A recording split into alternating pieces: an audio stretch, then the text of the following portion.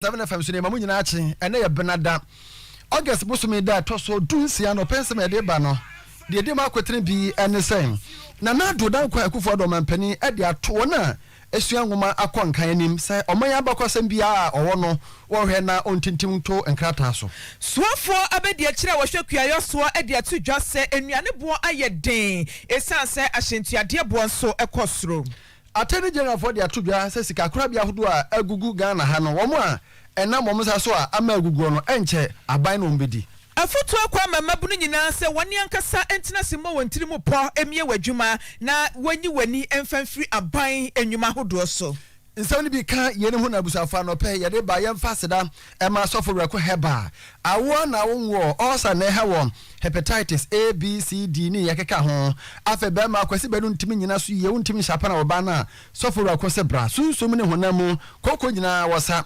owo patase oban Kingdom FM the number is 0248 672271 ye bejo so ye ka bosa electric acid a na ye ka ba bia tonton wa ye sene bobo ahodo sanin fan ceiling fan ye tonton adopters ne CCTV cameras nyina afo utu akoto na mako energy commission so jetum ye wadum bosa building Princess Runabout aduma here ye workers and things building ye ne Republic Bank edianim hwe na ntata akofo dan no muso period ha and also my friend 0541 125 Unisem cement ni ahoden wo soro ye kasa cement bi ahoden aye 32.5 ara na aye Unisem cement enti mo amunim abrechafo contractors mo a mo twetwa blocks ahodo tonton tiles mo nkopa Unisem cement Grace Race Company for na ton de do mu wo mo Santase Runabout on Unity Oil area nimhwe wo mo number 0273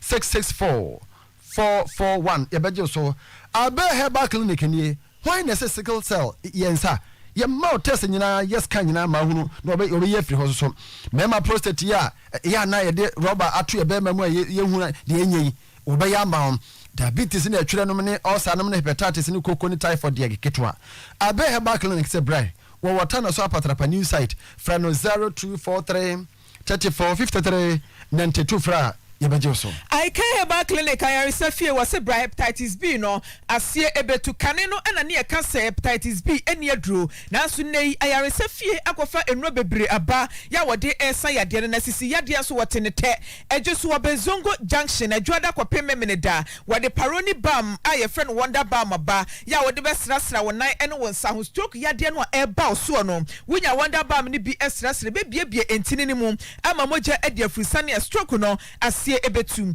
ya wa hep care ointment ya dodo na bone mra ne se magic ointment ne papa yo a eyentia ema no odepu etete wa wose tibi na fa ye honom afi hunamani nsansan no wodi bi esrasra ebeboa atuni nyina asem fra 0243 035898 na ne panifo nkasa Hanabuak Enterprise Hands Home wadi ni ama papa every China UK and Turkey and aba enti se opefufu pounding machine de yem fufuo no ebi ewo ho akese adantam ene nketoa ena for rice cookers so ewo honom kettle any television all sizes ya was standing any ceiling fans ahodo ni nyina bi adum one Prudential Plaza ND Enimhwe for 0550 348212 Miradent Oral Care System ya the Miradent Xylitol products abedwa so na eye toothbrush ya nitino yeda katakata so kama enti aboa bia enkotafre toothbrush no ano emofra eni mpanimfo nyina de yetimi ebo ho eban na ye wo power medicated chewing gum bia wo de to wanum awia eboa eyi nkaboni efi wanum na afa Miraflor toothpaste no so no wo de chiusia ema wo se eye fita na wanum so atimi atenwan Plantana organic product eno so ye wo cream na afa skin care ya ye de eboa amawede no ani aye akono nti kokko tuntum kama pa eye ne papa efi German abrochiman mu ene de abedwama so a Dr. Boatin CEO wada Hegabot Company Limited wade ne sa ahyase ba bia ye ton enku anase ye provisions bia no wo sa ebeka bi atufo 0244 938694 and 0242 167531 abusafo ye ne no pa ye no mode ahia ayeme Odiefo na nasabere pinaman menimenu yaba Mame Frimpoma Crunchy MFK for short abusafo ensam no eniem Empenifo a ohwe Accra Academy so ekọ Jubilee House enwada ekọ Nanado Dankwa Akufo-Addo ho okoye a wonante se yetiawa watwere abakwasem sonkokora de afa Accra Academy school ne ho ena okoda na di ede kire Nanado ya ode krata ne bi ekoma no na wato ni Accra Academy ya ni na se ebra wo she Accra Academy school na se na free Jamestown wa kodure ne bubu ahia omo no eno ena ode ho krata akoye na owura bi a ye fe no Simon Antonin wono ena to ne bo ase tintim krata ya wonya abakwasem no na ode kwa na Nanado ede to wo manim se wasre omanmu woma asua woma kwankan pa se oman ya bakwasema ye wono ma woma no nyira enhye omunko atirim ohwe se obekukire nyina de agu nkrata so se de be ya debi no ye pa ye betimi ehunu. Unfortunately, we still don't do enough of our own history. So still up to today, much of the history of Ghana has been written by others and not by ourselves. So to see this endeavor succeed and come in this way, for me is very, very heartening and very encouraging. I want to congratulate you very, very, very strongly on this effort. And I hope it's not going to be very, very, a lot of people buy it and at least you make some money out of it as well. But whatever be the case, I think it's an excellent initiative, especially a school that is rightly acclaimed as one of the best schools in our country. It came from, as you say, very, very humble origins and has grown to be a major institution in the educational system of the country. It's heartwarming that somebody could have that degree of attachment and spend so much time and energy putting this together. The headmaster as Accra Academy so forcefully advocating election.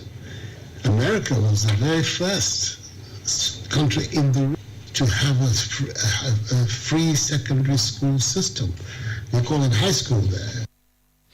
Nanado Dankwa Akufo-Addo Ghana mampani eno no na owie ye no na owura Simon Antonin ya ono atwere enwuma yi ka kire Nanado say akura say wo papa unu say Accra Academy na okoye eye owura Edward Akufo-Addo na wo nana so sa Dr. JB Dankwa na nakwa wo mu nyina so ho nsem ewom ne pa wo mo ye nyina ne wo mu so du be mu du ye no ene nyina wa bakosem no mo. Your Excellency, it is public knowledge that upon your return from Britain before proceeding to the University of Ghana. In writing this book, I interviewed one of the students you taught at Accra Academy, Jonathan Simmons, now settled in the United States of America. Perhaps his name rings a bell. He remembers that you once taught the class the British law of primogeniture, that is to say how kings and queens are selected to the British throne. What is particularly interesting is that this student of yours is also your former schoolmate at the government junior boys school at Adabraka in the 1950s. You were then 2 years ahead of him. He has fond memories of you arriving at school in your father's official car with a police bodyguard in the front seat. And all the students rushing to welcome you to school. The headmaster then was Master Mensah. Among your teachers then were Mr. P.B. Kwate and Mrs. Ayenso. Perhaps these names bring back some memories. Your connection with Accra Academy, however, precedes that of the early 1960s when you taught at the school. It may interest you to know that when you were about 12 years old, your father, Mr. Edward Akufo-Addo, was appointed to the first constituted Board of Governors of the Accra Academy. The board was confirmed on 8 December 1956, and it had its maiden meeting on 28 February 1957 under the chairmanship of Dr. K.G. Konwa. Your Excellency, earlier still, when you were about 7 years of age, your uncle, Dr. J.B. Dankwa, was appointed to serve on the first Board of Management of the Accra Academy. This was in 1951. Under the chairmanship of Mr. James Geoffrey Tetel Bakato. Away a Simon Antonin, ya ono na tire book no eye Accra Academy, the history of the Accra Academy. If you Jamestown ekosi ene ebobi ahye no. Na busafo owie ye no na headmaster o school mo honom, ura Emmanuel Ofoyi Fiamawel. Eso so ebeka free SHS no fa so ade abatitru pa no ene de Accra Academy for enya. Accra has come a long way, and we are happy that today something has been written in the name of Accra that will serve as president to other institutions. Our youth, unfortunately, are not aware of those who inspire them to sit up and learn. Mr. President, let me take this opportunity to thank you for the policy of the free SHS. Honestly, it has turned around many lives. We were just discussing a few of the benefits that is inuring to the students we teach and we lead now. And I will plead with you that whatever it takes to get the policy moving to be sustained, His Excellency, please, we want you to do whatever within your powers to help this policy be sustained. We are Accra Academy headmaster Ura Emmanuel Ofoye Fia Manuel. Nanuachi and Justice Jones Victor Doche ya Supreme Court judge. No ye chairman Accra Academy governing board no eso kasaye e wodwumade na se. We also use this opportunity to respectfully invite His Excellency, if time will permit, to the 90th celebrations of the school, which will come on the 29th of October this year. We are doing this in good time because we want that is the 90th, the climax of the 90th anniversary celebrations. So we'll pass the invitation through the right channel, through the minister to His Excellency. When we just want to give the date here, the headmaster and the board will forward the data through the minister to His Excellency. Thank you. I'm so for Justice Jones Victor Maulam Doche or judge Supreme Court on a chairman Emma Accra Academy board no on Akase. Jetwa Kasia Bono Esum. Swafo abedi achira wadakua yo enkrabata wanom ehwe emfudia so ewo mayimum. Won manyafo ya frempon ena jatumu se ewiase niam boa ye den. Enkanka eni enuaye ye die ewo omagane mum. Na sobuo ni nyina wode bebo ahyentuade boa ekosoro ewo mayimum. Ena afi woni a eton niam ewo kura kese mu no. Wanom ekofa niam no efri enkuro ketua mu efri akuafo ne nkyɛn a ɛfa so twitwiri dia ya na wɔnom ɛpɛ ɛda so no ya na enya asɛm ketewa kranti aban no ɛde nneɛma bi egu akwan mu no wɔhwɛ ama wɔnom kaase akɛse wɔne ahyentuadeɛ ne ahyenkafo enkabomukuo ahodoɔ no bɛka bom na wɔnom atimi abɔ awuram ɛwɔ akuafo no ankasa ɛna asɛm na watimi akɔfa enuane no ɛde akɔdwom akɔtɔn sɛdeɛ ɛbɛya ɛbɛboa ama enuane boɔ no nneɛma atimi akɔ ɛfam na wɔne a etwitwitwi ahyɛn mpanimfo yi eba bedi enkomo asa hyehyɛ ne enche bia aban ede eba production in the Romania production, but transportation to the urban areas now has been the cost all the time. And the map had the cost, and then profiteering, so you cannot rule out that one. Mamino, Uncle Faba, that's the idea Bruno Bar Market, no, the India better so. I now share a percentage ben, I'm okay, because I didn't demand a high no supernormal profit can and also but no crop idea, because new crop no ever better old crop no. I'm food prices in there. And cut down significantly, but at least I from and I stabilize it. Say I'm a super I stabilize it, and I said my from crash stabilize. But me say about from because by now I'm in those days, and yet the same price. And I say I made ton. And I say now you say you know can say July 8,000. Again with the two no na and you because and then the peak of a com. If you had I can just say monum soon open because August September and then starting back. Because we are 20 a year. But this year, no, it's hard because of transportation costs. The boom. Eni awuti yeyi ayaswafo abedi achira wadakua yo enkrabata wanom ehwe emfudie asuo wonom nyamfo yaw frempon Attorney General for the ababetudwa se enche bia sika kora bia hodo a egu Ghana ha ma manfo sika twitwedie koka kama be se ne ebi ahye wo ho akonfo bi yire no magyeja wo mo bi nyuma gugu no obia ne dwumade bi odi bia nam ne nsaso ema sika kora bia no gu ye no abusia ye ne be family kora so na mobaka nche na Economic and Organized Crime Office ekofo edi adwuma maye nyina faade nam so ama sika kora bia hodo gugu ye no wo mede betudwa na Dr. Ernest Addison on a governor Bank of Ghana okasa efa ekwan a sika bi yira ye ene kwan a 10 million Ghana cedis bi ekọ yiko ni yokofo ehon se bebrede. The YOCO has investigated and forwarded 11 dockets to the Attorney General's office. This has been done more than a year ago. And I'm saying so just to put pressure on the Attorney General's department that these dockets have referred to them more than a year ago. Pursuant to Section 19 of the Yoko Organized Crime Act 2010 Act 804. Notwithstanding all these achievements, there is a lot of work still waiting to be done with respect to tracing of assets, to build concrete investigation to lead to the effective prosecution of the perpetrators of these financial crimes. And watching Dr. Ernest Addison Satua so chile 10 million Ghana cedis na eko yoko hono at the crop potene niama hodwa odebeye. By this memorandum of understanding, the Bank of Ghana will provide the needed resources to strengthen the operations of the IOCO to execute its mandate. The bank's board approved a grant of 10 million cedis be disbursed in 2 phases to support the work of IOCO. The support from IOCO in the receivership process has been enormous. We are Dr. Ernest Addison, on the Governor, Bank of Ghana, and we are an Executive Director, my Economic and Organized Crime Office. Yokum, a Commissioner of Police, Mamitiwa ya Ado Dankwa, Ebechan and Nijia, a woman Fedi, Attorney General for Aso and Sama, or more Yokofono, I am more question.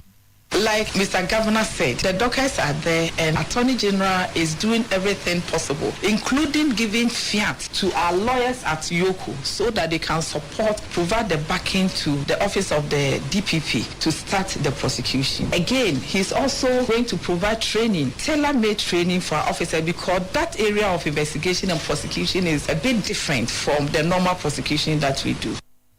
We Executive Director ma Yoko, Commissioner of Police, Mamitiwa ya Ado Dankwa. Ye free semoni aboramo ewo oboase asante mantemu. Mabunu dodoana na wiesuapon ewo maimu a wode wani ato aban enwuma so na Owura Mustafa Al-Hassan Badini wo titinani a wada adanse Mosi mabunu ekuo adanse Mosi Youth Association ano wode to mabunu ya wonom ewo oboase anim se wonyi wani emfanfiri aban enwuma so na suapon ahodo na wonom ekoye no wankasa entenase emo wontirimu po emfa emiabie wonom enwuma afei Anglo Gold Ashanti aya na emabunu dodo na agitwi ekopie wonom se wope adwuma ayo no wosi wanyi wani emfanfiri Anglo Gold Ashanti fo ne so na wo wankasa emfa wonsa enya adwuma cultural heritage no bese yambabunu kutupa empo wo se ya exhibition or ISBT sobolo zonkom ye local drinks no na yet media raising fans the raising fans yet media brothers sisters and brothers anko community adwuma na da promote dom no mu sweet menya capital astart bibi if some brand ana ye need da mines so and then him say mines adwuma no e fa nipa kakra bi nti ye betimi ahye nipa kutupa da is entrepreneur ahye nti ne puta yet try yes our program.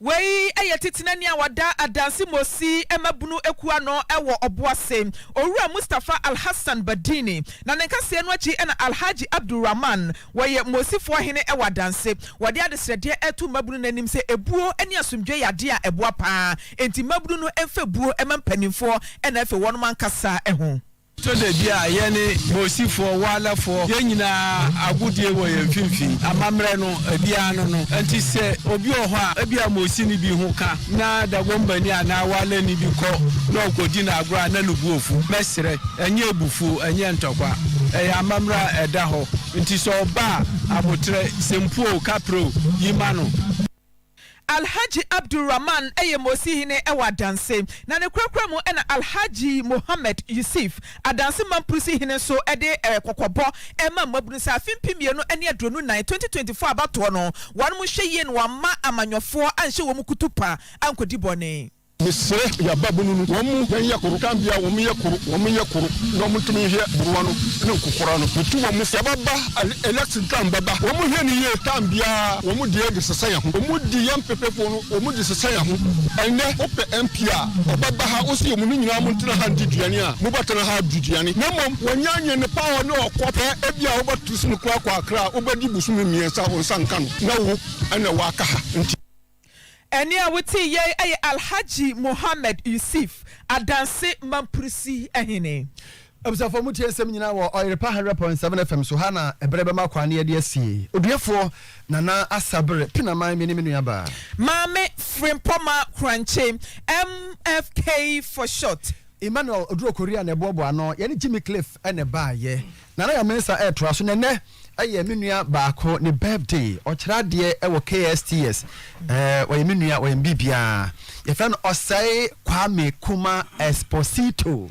Osai Kwame Kuma Esposito ne guy name no ana in birthday nti ono ana yere abena ene abusua no ene KSTS duasefo nyina ya medi animo Expo ya we show happy birthday nyame ka ho na ontra nim kirewo amen na ya mensa you well bibi abakode nyame ado na so yes ye ho ye yes mama G se men kan che wo so chia wo meche no so mama G owo Mater Dei Hospital okay and was our Hope Exchange Medical Center okay yes also chia wo ye je so no na mon komra ni nko ye kwaba no special prosecutor ya de bia mentiase oh di ntia ensem bibiri wo hono ma mahama airbus asem na okofa ban mentiase anu so ye ensem ni bia ntia ene yasem ensem no doso sa nti no bedi ka fa bia then so the doso munyai sa si e beto aba na de bia ensem bi wa hu omo mi nyi serious so na mko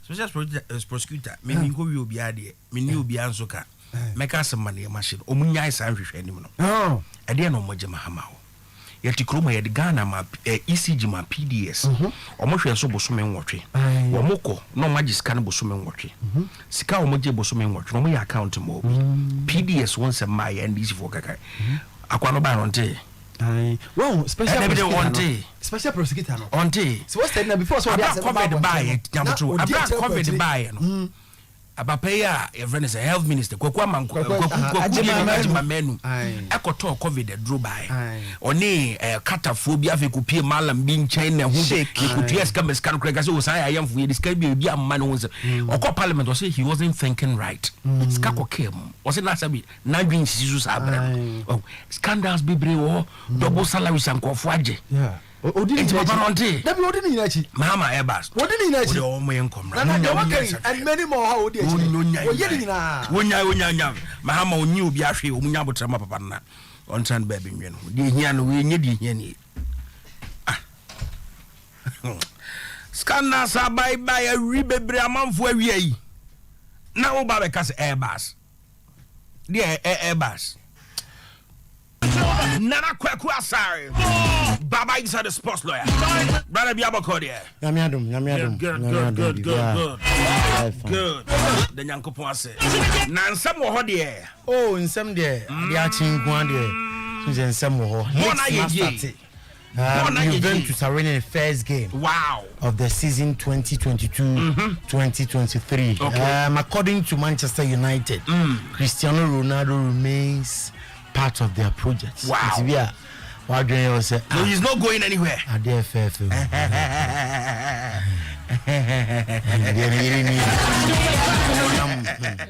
Nana Kwakwasare. 24 minutes passes. Evergreen Maminyako. Okay, 24 minutes passes. Nana Kwakwasare. Baba is the sports lawyer. Back a cancer. Famiko.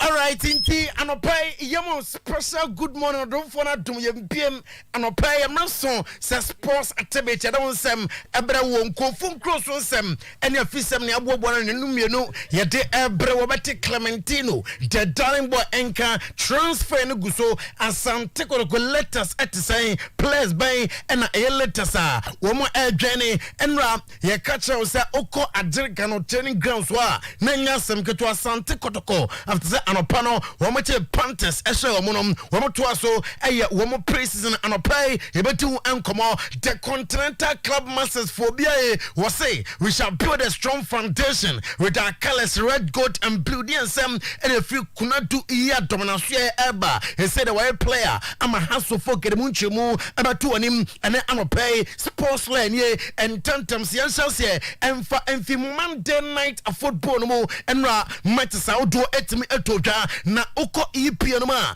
Minfanto and say match day 2 no Enra Liverpool Tranfie Ewa Amford Pipa game no bana we na ya 1-1 Wilford Zaha and young first goal 32nd minute and Sampo and a 61st minute no a contender for the best goal of the season Luis Diaz go be a Kodana Shen and Rano na enye goal ketwa etining na money ya 1-1 ninyi na oko a Serie A numa ngemfanto anim se ewa Estadio Mark Antonio Bentigodi enya Hellas Verona Oshemyenom ema Napoli ebon eka enum entekwa 5-2 ewo Bentigodi Juventus ewo Allianz Stadium wama Sassuolo wama eka miensa wama entime ante Dusan Vlahovic is back was your 2 goals penalty 45th minute and after 51st minute or so go before that na Angel Di Maria as a first goal ama Juventus 26th minute yam front to him Oko and some fufroma I was Spanish